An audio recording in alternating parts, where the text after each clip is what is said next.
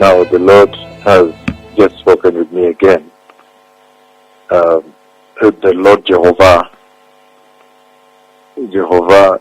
El Olam,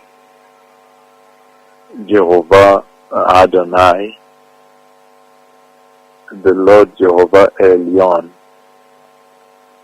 Jehovah Sabaoth, the Lord of hosts.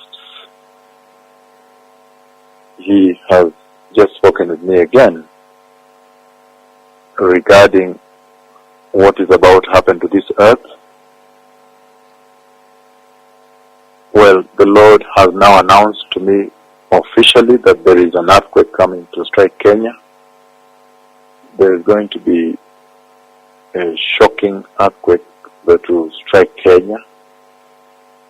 Again, the Lord has spoken with me and He put me in that earthquake.